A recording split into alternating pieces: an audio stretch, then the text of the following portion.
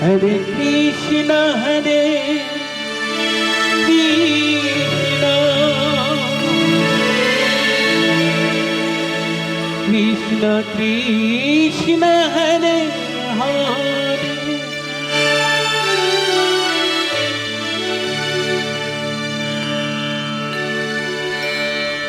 Hare Rama, Hare Rama,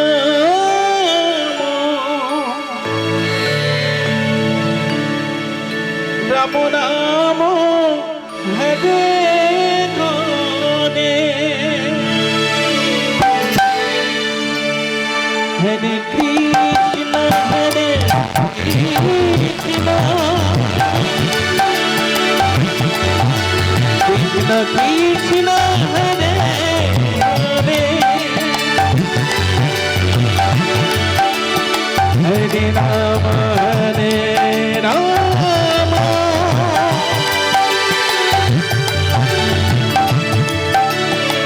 Rama Rama, Hare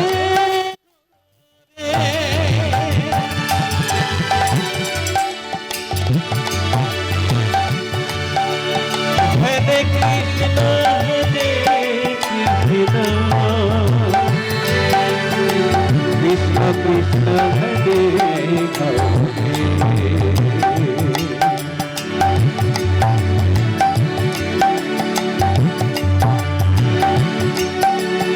Hare Rama, Hare Rama,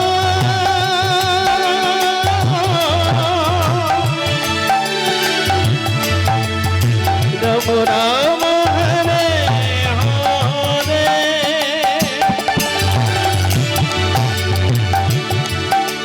Hare Krishna, Hare Krishna,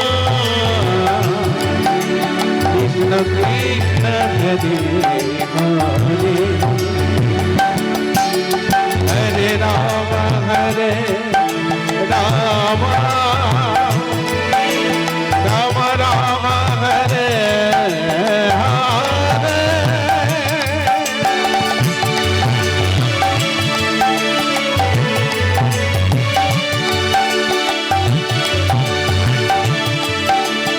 Hare Krishna, Hare Krishna,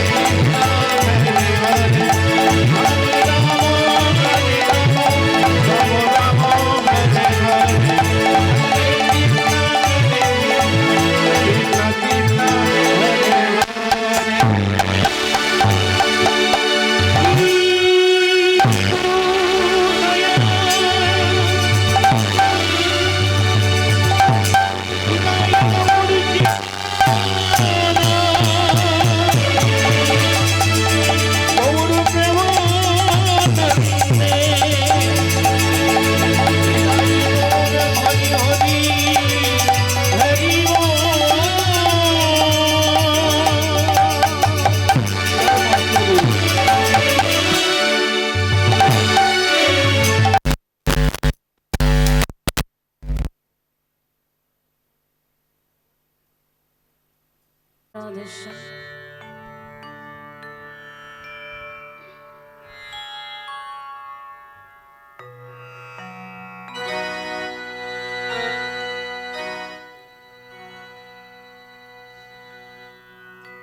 जय राधे जय राधे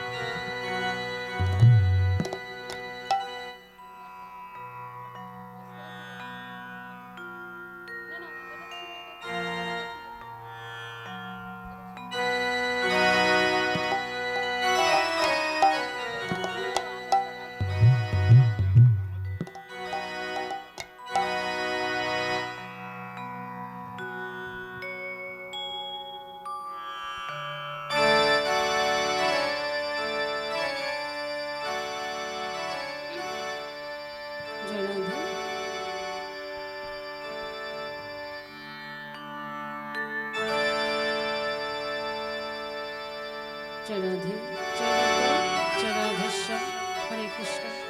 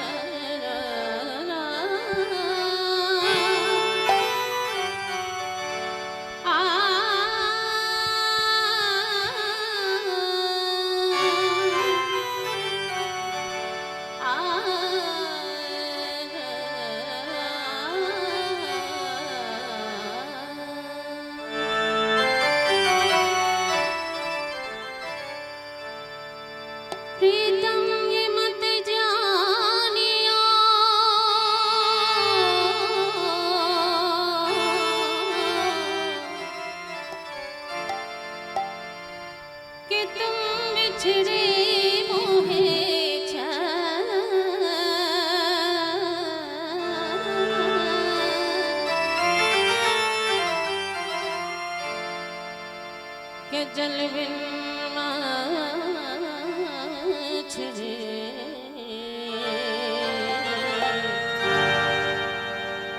तड़पत है दिल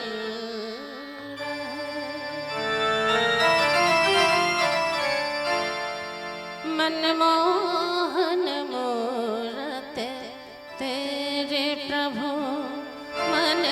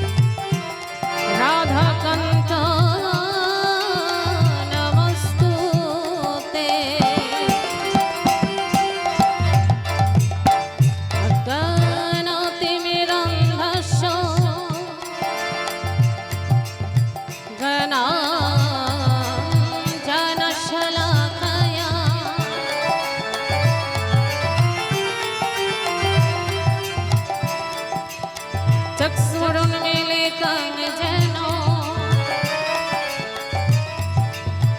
तस्मै श्री गुरवे नमः नमः।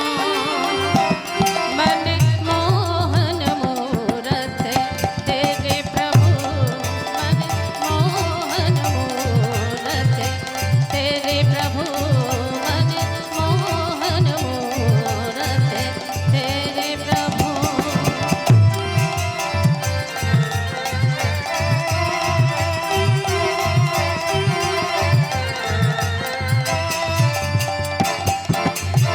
तप्ता कंचन गौरांगिनी राधे वृंदावनेश्वरी वृषभानुसुतां देवी तं नमामि हरिप्रिये।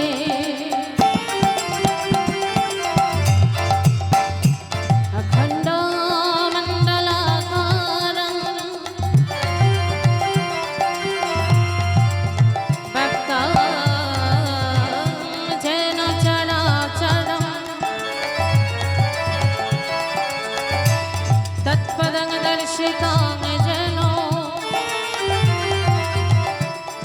तस्मै श्री गुरवे नमः।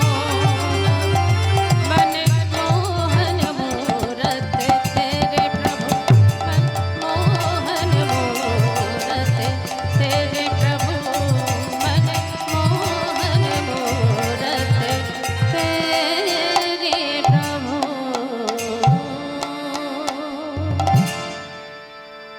जय राधे, जय निताई, जय রাধেশ্যাম। কৃষ্ণ কথা আপনাদের আস্বাদনের লাগে পরিবেশনের জন্য।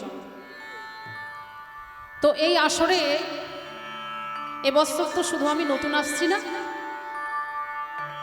কয়েক বছর পর পর আসছি, প্রায় ৩-৪ বছর হয়ে গেল পর পর আসছি। তো এখানকার ভক্তরা খুব ভালো ভক্ত আমি জানি, খুব সুন্দর হরিনামের পরিবেশ। তবু আজ এই মধুর সে বৃন্দাবনে আপনারা উপস্থিত আছেন, আমি শুধু একবার দেখব আপনারা সেই আগের মতো আছেন কিনা, কি একটু পরিবর্তন হয়েছে একটু আমি দেখব।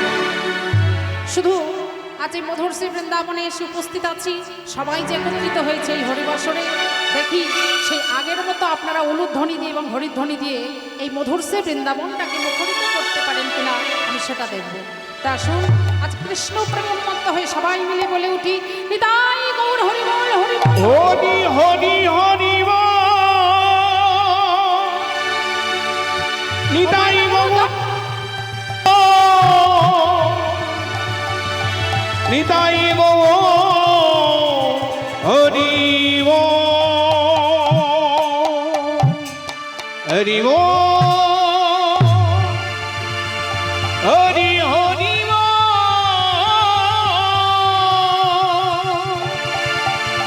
হরি হরি বল, হরি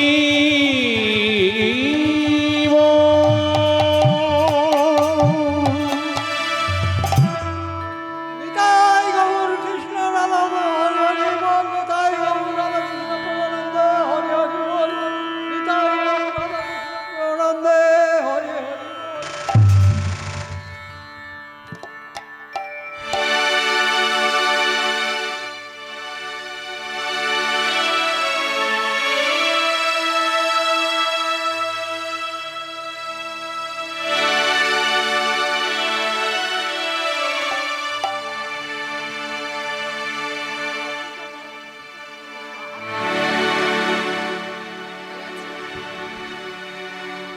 জয় রাধে, জয় নিতাই, জয় রাধেশ্যাম। ভক্তমণ্ডলী, ভক্তিমতী মায়েরা, আজ এই মধুর শ্রী বৃন্দাবনে এসেছি কিছু হরি কথা, কিছু কৃষ্ণ কথা আপনাদের আস্বাদনের লাগে পরিবেশনের জন্য। তো বাবা, এই সেই হরিনাম, যে হরিনাম শোনা যায় এই হরিবাসরে যেই হরিনাম শোনা যায় ব্রাহ্মণ কুলে, যে হরিনাম শোনা যায় এই হতদরিদ্র বৈষ্ণব কুলে, আর সেই হরিনামের জন্য আমি তো হাত পেতে ভিক্ষা নিতে এসেছিলাম। কারণ পরমেশ্বর ভগবান শ্রীকৃষ্ণ গীতায় একটা কথা বললেন, সর্বধর্মান পরিত্যাজ মামেকং শরণং ব্রজ। জয় রাধে। একটু ধ্যান দেবেন বাবা। এই মধ্যাহ্নকালীন যে আসরে এত রৌদ্র, এত গরম, কিন্তু তারপরেও কমিটি থেকে সুন্দর হরিবাসরের আয়োজন করে দিয়েছে, সুন্দর প্যান্ডেল ফ্যানের ব্যবস্থা করে দিয়েছে। আপনাদের কাছে অনুরোধ করছি একটু ধৈর্যের সঙ্গে বসে গানে ধ্যান দেবেন। জয় রাধে। তো পরমেশ্বর ভগবান শ্রীকৃষ্ণ গীতায় একটা কথা বললেন, সর্বধর্মান পরিত্যাজ মামেকং শরণং ব্রজ, যে তোমরা সবকিছু পরিত্যাগ করো, আস্তে করে কেবল আমাকেই স্মরণ করো, আমি তোমাদের রক্ষা করব। ঠিক তারপরে তিনি একটা কথা বললেন, অহং তাং সর্ব পাপে ভাম শুচ। বাবা, ভগবান সব সহ্য করতে পারেন, একটা জিনিস সহ্য করতে পারেন, সেটা কি বাবা? অহংকার। আমাদের মানব দেহের সবচেয়ে বড় একটা কলঙ্কময় অধ্যায়, যার নাম হলো অহংকার। তাই দেখবেন মা, আমাদের মনে যদি পাপ তাক থাকে, অহংকার থাকে, আমি গলায় যতই তুলসীর মালা পড়ি না কেন, যতই তিলক সেবা করি না কেন, যতই হরি হরি করি না কেন বাবা, কোনোদিন ভগবানের কৃপা পাওয়া যাবে। তাই অহংকার শূন্য হয়ে ভগবানকে ডাকতে হবে। তাই দেখবেন গ্রামে যখন এমন সুন্দর একটা হরিবাসর হয় বাবা, আপনার অনেক টাকা আছে, ভগবান আপনাকে প্রচুর দিয়েছে, আপনি মন করলে একটা কীর্তনীয় কি আনতে পারেন না, কিন্তু তাও যখন এমন সুন্দর একটা হরিবাসরের আয়োজন করা হয়, কমিটির যে সমস্ত দাদা ভাইরা বা আমার বাবারা থাকেন, তারা কি করেন বাবা, গ্রামের দাঁড়ে দাঁড়ে ভিক্ষা করে নিয়ে এসে এমন সুন্দর হরিবাসরের আয়োজন করে। তাই তো যদিও এক একজন নায়েব মশাই যার বাড়িতে গান হয়, একজন মানুষ তিনিও যদি একটা কীর্তনীয়কে নিয়ে এসে হরিবাসর করেন, কিন্তু তবু বলবো যতই তিনি তার ঘাটের টাকা খরচ করুক না কেন, সেখানেও কিন্তু একার দ্বারা হয় না, আরও 5 জনের সহযোগিতার দরকার, তাই না? একজন প্যান্ডেলের ব্যবস্থা করবেন, একজন লাইটের ব্যবস্থা করবেন, আরও অনেক রকম ব্যবস্থার দরকার, সুতরাং একজনের দ্বারা হয় না। ওই জন্য বলছে ভিক্ষা করলে অহংকারে দূর হয়, অহংকার করলে দীনতা প্রকাশ পায়, অহংকার দূর হলে দীনতা প্রকাশ পায়, আর দীনতা প্রকাশ পেলে সেই ভিক্ষাই আমার ভগবান গ্রহণ করে। তাই ভক্তমণ্ডলী, ভক্তিমতী মায়েরা, আর সেই হরিনামের জন্য আমি আপনাদের কাছ থেকে দুহাত পেতে ভিক্ষা নিতে এসেছি। তাই এই সেই গান, জয় রাধে।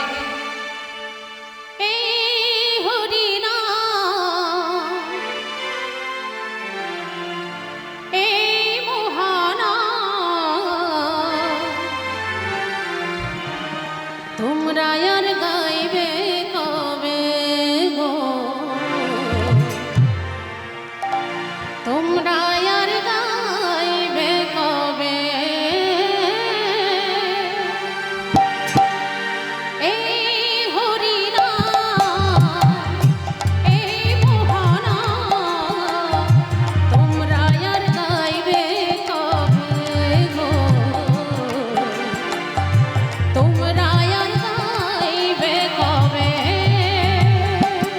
এই হরিনাম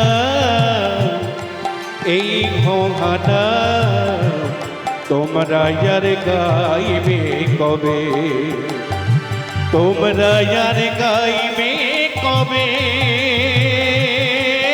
গো, তোমরা আর গাইবে কবে, তোমরা আর গাইবে কবে।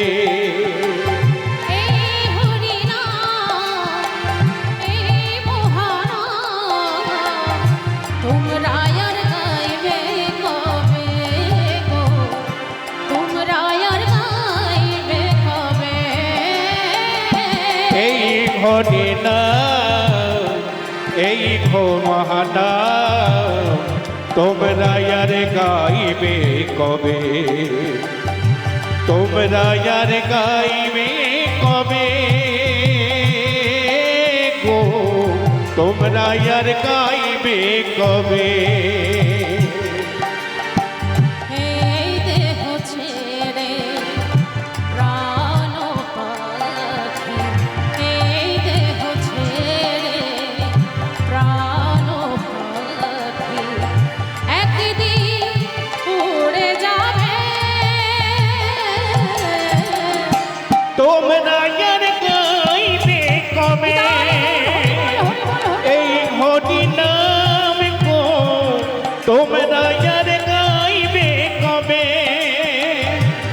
এই হরি নাম এই মহান নাম তোমরা আর গাইবে কবে গো তোমরা আর গাইবে কবে গোলাপি গোপালে ছিল এই হরিনাম নিতাই গৌর নাম আনিল এই ধরাধাম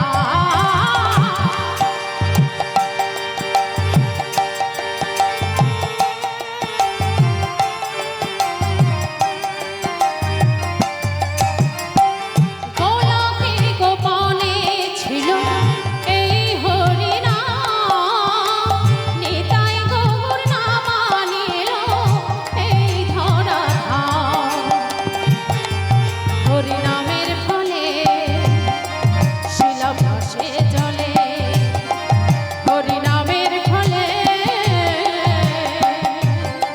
শিলা ভাসে জলে নামে ভজলে শান্তি পাবে তোমরা আর গাইবে কবে তোমরা আর গাইবে কবে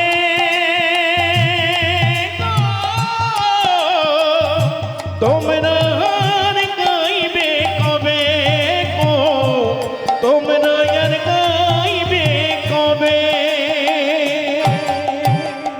তাই ভক্তমণ্ডলী ভক্তিমতী মায়েরা মধুর শ্রী বৃন্দাবন এই কলিযুগে যা কিছু আমরা করি না কেন বাবা এরা সব কীর্তনীয়রা বলে আমরাও বলছি বলবো কলিযুগে একমাত্র মধুর শ্রী নাম হরিকৃষ্ণ নাম এটাই হলো সার এই কৃষ্ণ নাম ছাড়া কলির জীবের কোনো গতি নেই বাবা তো সত্য যুগ গেল ত্রেতা যুগ গেল দাপর যুগ গেল বর্ণিত হলো কখন এই কলি যুগে বর্ণিত হলো কি বর্ণিত হলো যে নাম ছিল গোলাকে যে নাম নিল গোলাকে যে নাম এলো গোলাকে আর সেই নামকে যে আশ্রয় গ্রহণ করে আমরা যে অমরত্ব লাভ করব বাবা সে বিশ্বাস আমাদের নেই ভক্ত ধ্রুব ভক্ত প্রহ্লাদ এরা কিন্তু হরিনামকে আশ্রয় গ্রহণ করে অমরত্ব লাভ করেছিল তাই না বাবা কিন্তু আমরা কলিহত জীব আমার গৌরাঙ্গ সুন্দর বললেন অনেক কলিহত জীব তোমরা যে হরিনামকে আশ্রয় গ্রহণ করে অমরত্ব লাভ করবে সে বিশ্বাস তোমাদের নেই কেন বাবা না হিন্দু সনাতন ধর্ম যত দিন যাচ্ছে নিচের দিকে নামছে তো উপরের দিকে উঠছে না ভালো করে লক্ষ্য করবেন বাবা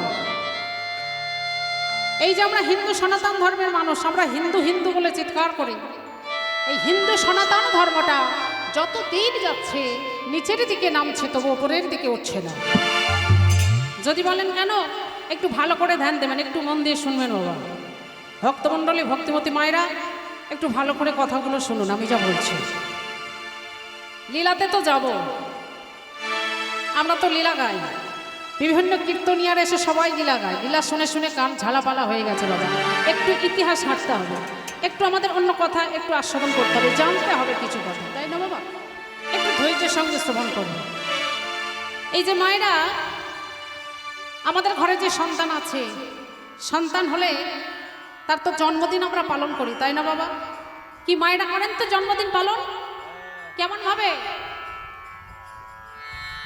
যখন সন্তানের জন্মদিন পালন করা হয় বাবা বাড়িতে প্রথমে সুন্দর একটা নামি দামি কেক আনা হয় বাতি দিয়ে সুন্দর করে সাজানো হয় তারপর কি করা হয় হ্যাপি বার্থডে টু ইউ বলে হাততালি দিয়ে আমরা বাতিগুলোকে নিভিয়ে দিই কি মা এইভাবেই তো, হ্যাঁ এইভাবে সন্তানের জন্মদিন পালন করি, কিন্তু না, এটা হচ্ছে বিদেশি রিচুয়ালস, বিদেশি কালচার।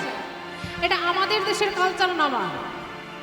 কোনোদিন সন্তানের জন্মদিনে ওই বাতিগুলো নেভাবেন না, নেভাতে নেই, কোনোদিন নেভাবেন না। পারলে ওই দিন সারা বাড়িটাকে প্রদীপের আলোয় আলোকিত করবে। কেননা মাতা যশোমতী যেদিন বৃন্দাবনে ভগবান শ্রীকৃষ্ণের জন্মদিন পালন করেছিলেন, সেদিন তিনি সারা বৃন্দাবনটাকে প্রদীপের আলোয় আলোকিত করেছিলেন। কেন বাবা? এই প্রদীপের আলোয় আলোকিত করলে কেন করা হয়? যাতে সন্তানের ভবিষ্যতে জীবনটা যেন আলোয় আলোকিত হয়, তার জীবনটা যেন অন্ধকার না হয়ে যায়, তার জীবনটা যেন আলোয় আলোকিত হয়। তার জন্য ওই সন্তানের জন্মদিনে সারা বাড়িটাকে প্রদীপের আলোয় আলোকিত করবে। হরি বল, হরি বল। তাই বাবা, যে দেশে জন্মালাম, যে দেশের মাটিতে পা দিয়েছি, সেই দেশের মাটিকে শ্রদ্ধা জানাতে হবে, ভালোবাসতে হবে, তাকে সম্মান করতে হবে। আজকে ভেবে দেখুন বাবা, আমেরিকা থেকে ইসকনে এসে ওরা হরে কৃষ্ণ বলতে পারে না, হরে কৃষ্ণ হরে কৃষ্ণ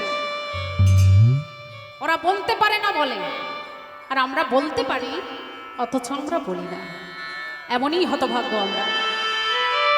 শুধু তাই নয় মা, স্বামী বিবেকানন্দ একটা কথা বলেছিলেন, গর্ব করে বলবে আমি হিন্দু, কারণ ভগবান যতবার জন্ম নিয়েছে বাংলা মায়ের কোলে, কোনো বিদেশির কোলে নয়, কোনো বিদেশের কোলে জন্ম নেয়নি, বাংলা মায়ের কোলে জন্ম নিয়েছে বাবা।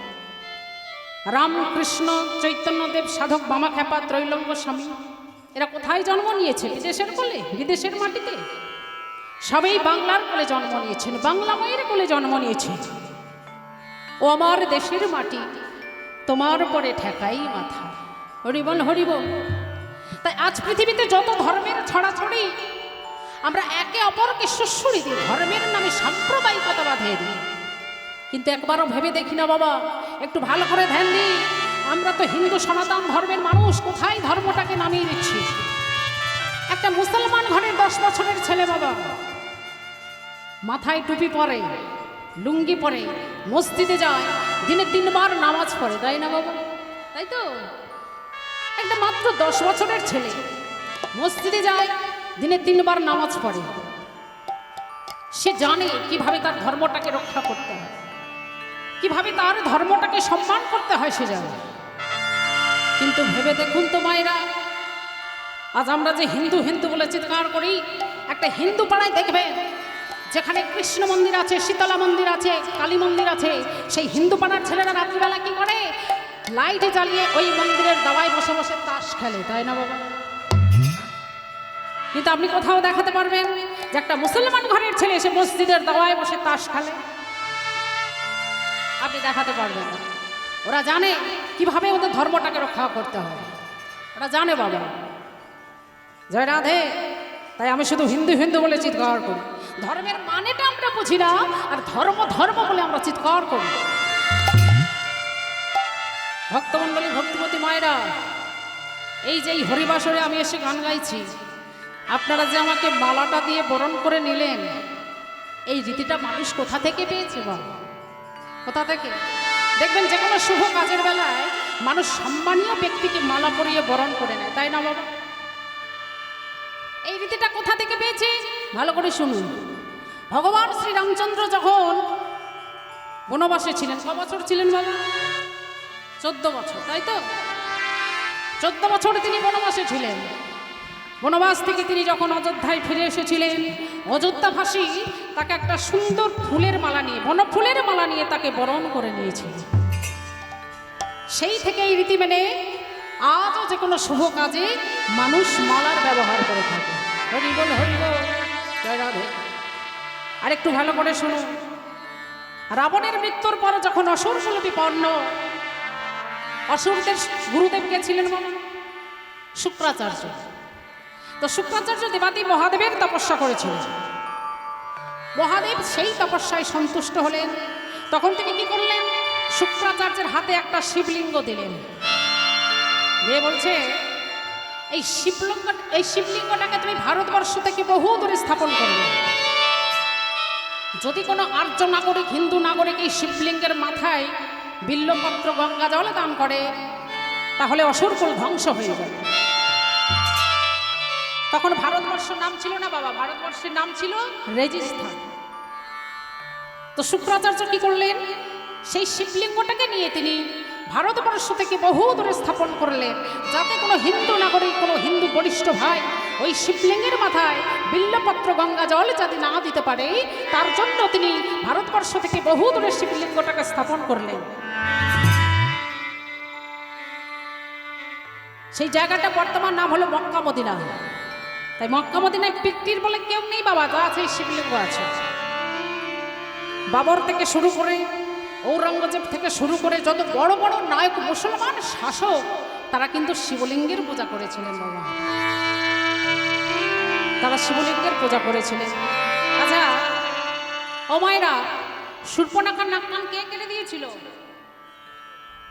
রাম, লক্ষণ কেটে দিয়েছিল। আচ্ছা, একটা মানুষের যদি নাক কান কেটে দেয়, তার দেখতে কেমন লাগবে? বিশ্রী দেখতে হয়ে যাবে।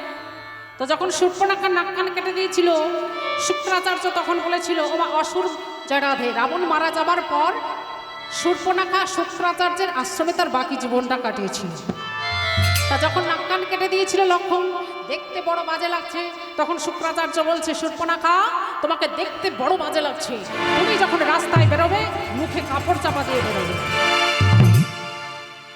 যেহেতু অসুরকুল থেকে ইসলাম ধর্মে ট্রান্সফার হয়েছে, সেই থেকে মুসলমানের মেয়েরা দেখবেন মায়েরা, এখন অনেক মেয়েদের দেখা যায়, মুসলিম মেয়েরা যারা আছে রাস্তায় বেরোয় বোরখা পরে বেরোয় না, সবাই হয়তো বেরোয় না, কিন্তু কিছু কিছু মুসলিম মেয়েরা আছে এখনো বোরখা মুড়ি দিয়ে রাস্তায় বেরোয়। এটা কিন্তু ওখান থেকে ওই রীতিটা চালু হয়েছে।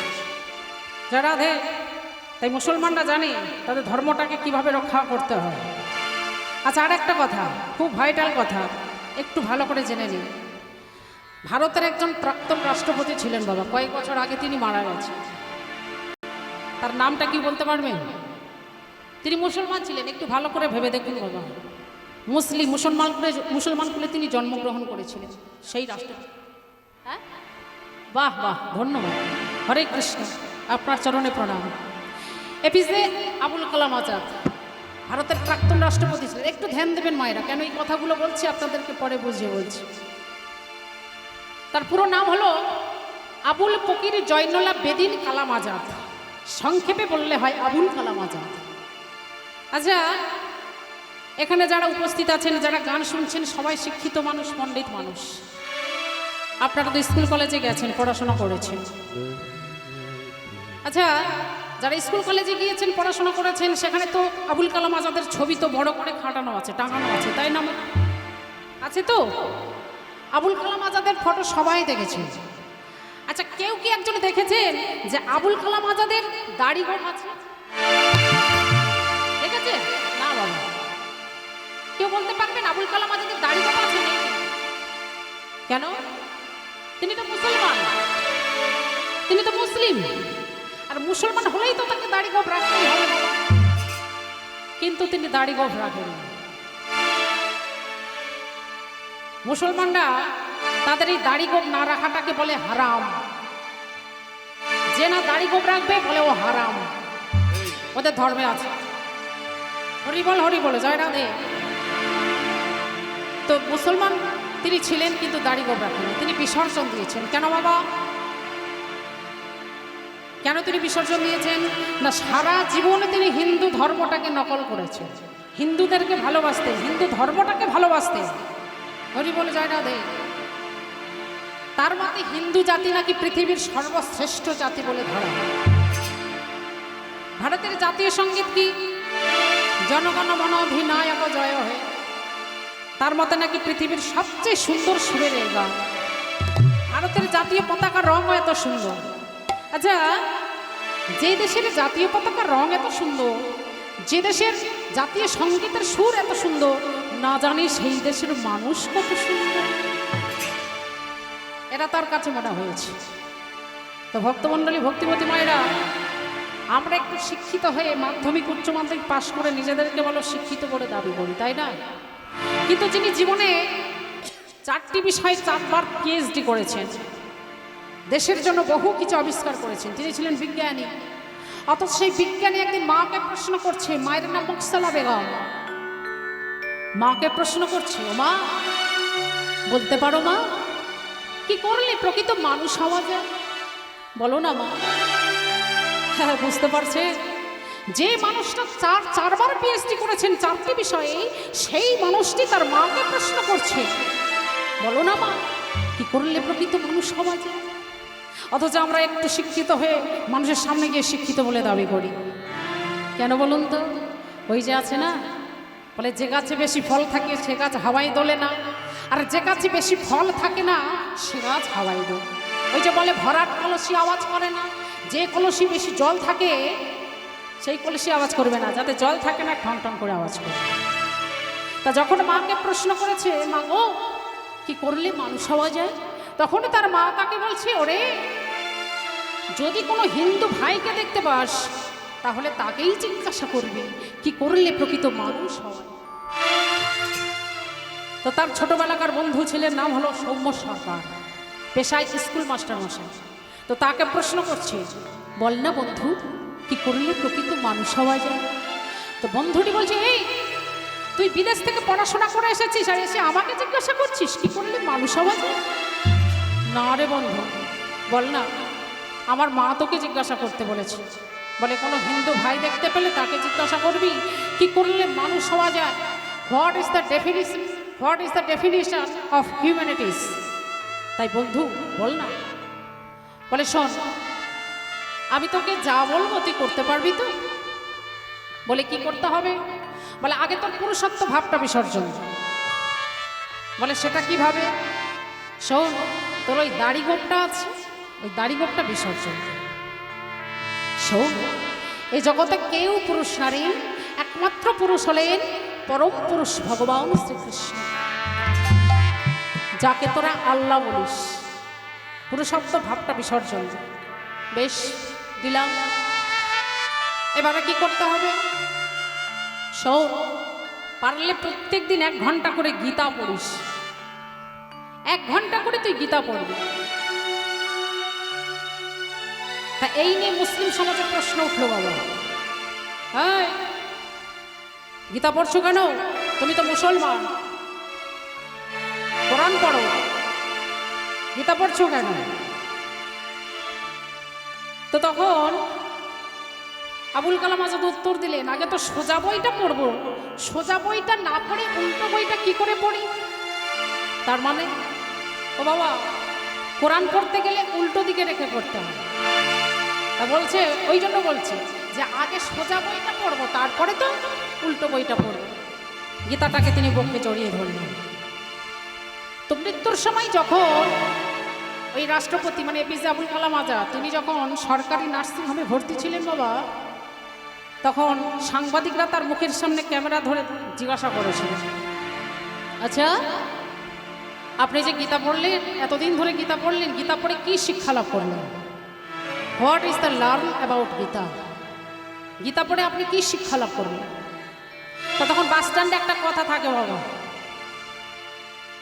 একটা কথা থাকে, bridge and wall are made with same materials. মানে ব্রিজ মানে সেতু বাবা, ওয়াল মানে প্রাচীর, তাই তো? Bridge and wall are made, এই দুটো তৈরি হয় উইথ সেম ম্যাটেরিয়ালস, একই রকমের কাঁচামাল দিয়ে। ব্রিজ তৈরি করতে গেলেও ইট চুন সুরকি লাগে, প্রাচীর তৈরি করতে গেলেও ইট চুন সুরকি লাগে। বাট ব্রিজ কিন্তু সেতু কি তৈরি করলো? ওপারের মানুষকে এপারে আসতে সাহায্য করলো, তাই না? বাট ওয়াল কিন্তু প্রাচীর ডিভাইডস দ্য পিপল, মানুষের মধ্যে বিভেদ ধরিয়ে দিল। তা গীতা শিখে তিনি, গীতা পড়ে তিনি এটাই বললেন যে আমি চাই তোমরা মিলনের নামে সেতু তৈরি করো, কিন্তু ধর্মের নামে কোনোদিন প্রাচীর তৈরি করো না। নিতাই গৌর হরি বল, জয় রাধে। তাই ভক্তমণ্ডলী, ভক্তিমতী মায়েরা, আজ জাতপাত সব কিছু ভুলে, জাতি ধর্ম বর্ণ নির্বিশেষে আজ আমরা সবাই মিলে ভগবানের চরণে নিজেদেরকে সঁপে দিয়ে আসুন আমরা সেই নাম গাই। হরি বল, জয় রাধে। হরে কৃষ্ণ কৃষ্ণ কৃষ্ণ হরে হরে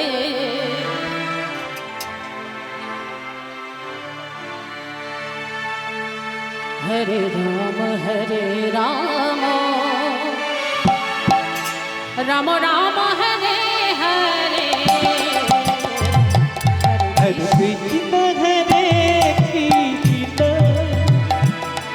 কৃষ্ণ কৃষ্ণ হরে হরে হরে রাম রাম রাম হরে হরে কৃষ্ণ কৃষ্ণ কৃষ্ণ হরে হরে হরে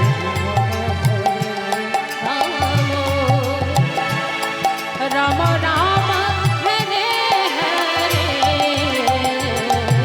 হরে কৃষ্ণ হরে কৃষ্ণ সবাই মিলে কৃষ্ণ কৃষ্ণ হরে হরে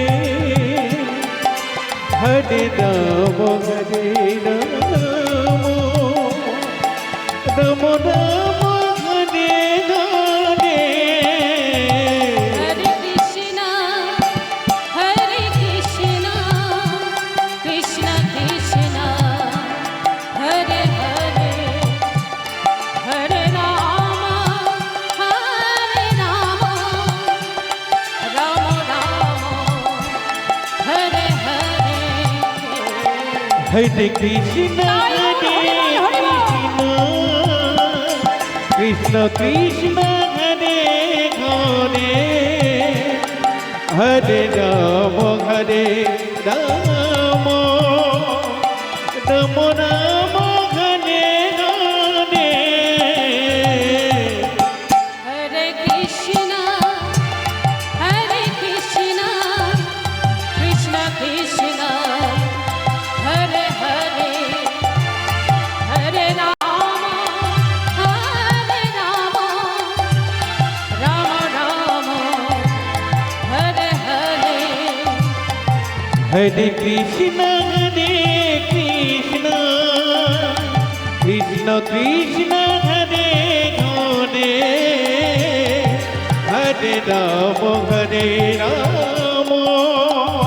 রাম রাম রাম হরে হরে হরে কৃষ্ণ কৃষ্ণ কৃষ্ণ কৃষ্ণ হরে হরে হরে রাম রাম রাম রাম হরে হরে হরে কৃষ্ণ কৃষ্ণ কৃষ্ণ কৃষ্ণ হরে হরে হরে রাম রাম রাম রাম হরে হরে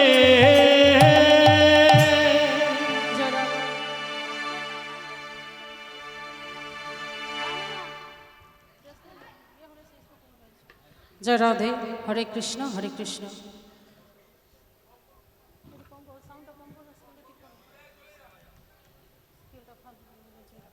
জয় রাধে।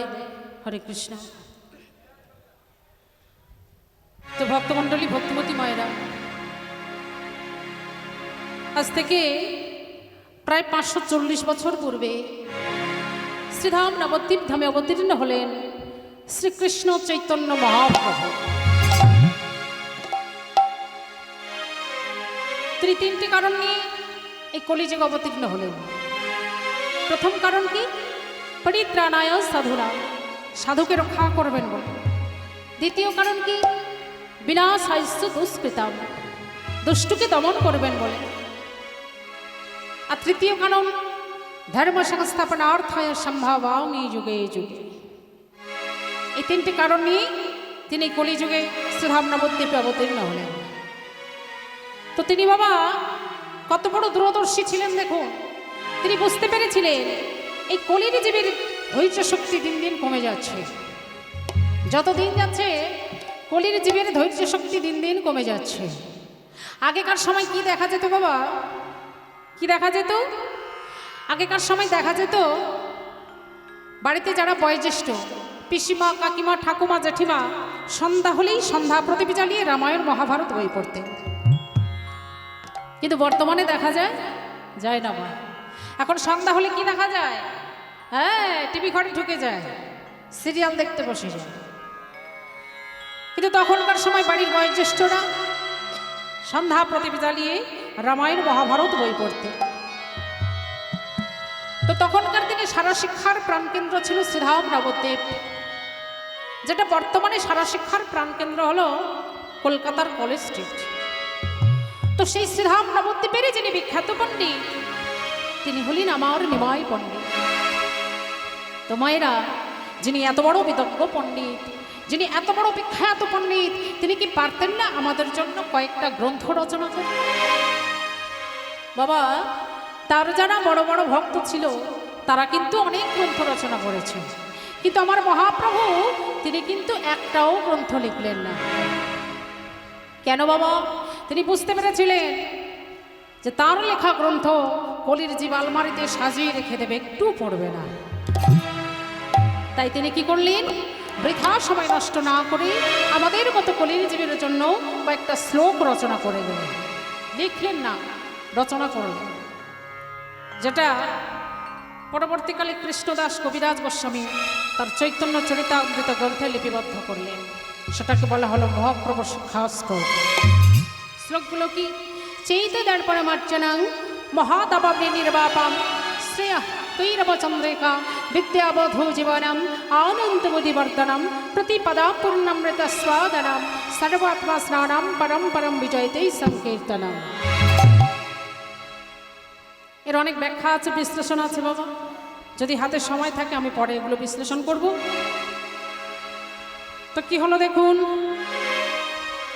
আজ মহাপ্রভু আমার কলির জীবের দুঃখ দুর্দশায় ব্যথিত হয়ে নিত্যানন্দে প্রভুকে বলছে, দাদা, ও দাদা, এই কলির জীব পাপের পর পাপ কাজ করে চলেছে, এদেরকে মুক্তি দিতে হবে, এদেরকে উদ্ধার করতে হবে।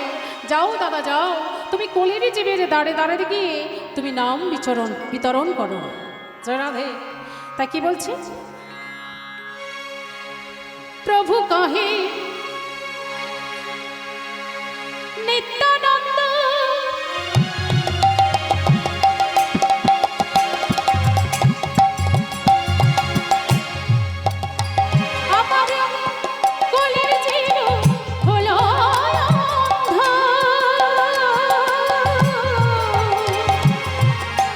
ওই প্রভু কহে নিত্যানন্দ,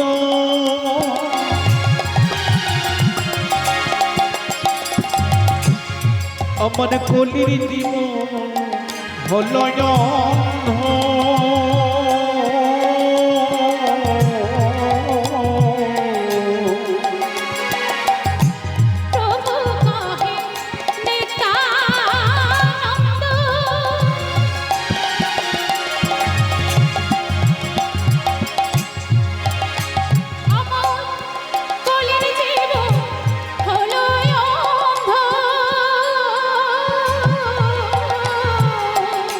ওই প্রভু কহে নিত্যানন্দ,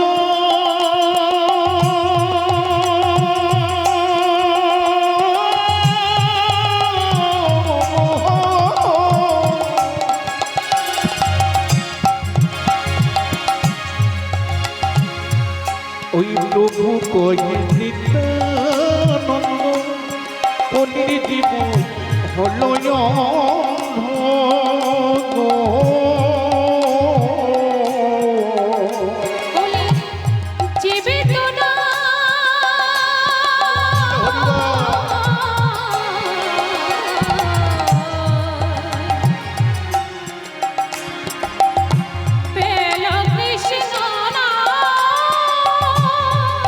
হরিনা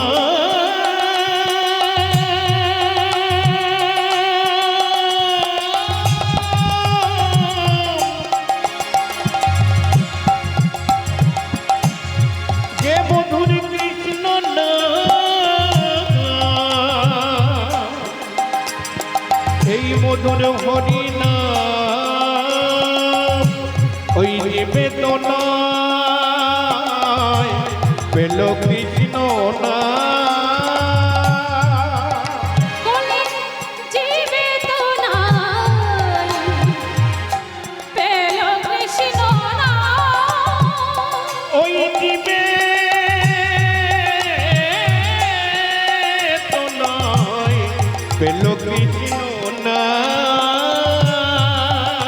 জীবে দাঁড়ে দাঁড়ে দাঁড়ে গিয়া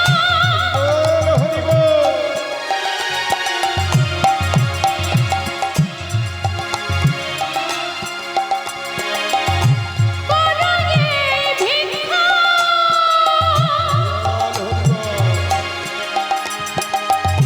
কহ কৃষ্ণ লহ কৃষ্ণ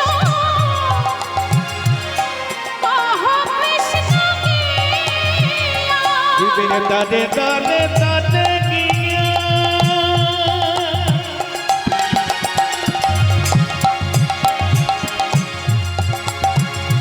ও তাদের হাতে ধনী পায়ে পড়ি রে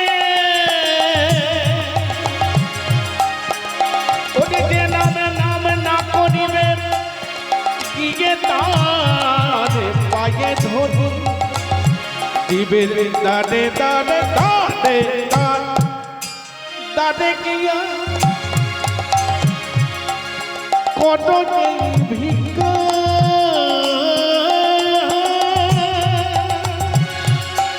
ভজ কৃষ্ণ লোক কৃষ্ণ লোক কৃষ্ণ দিয়া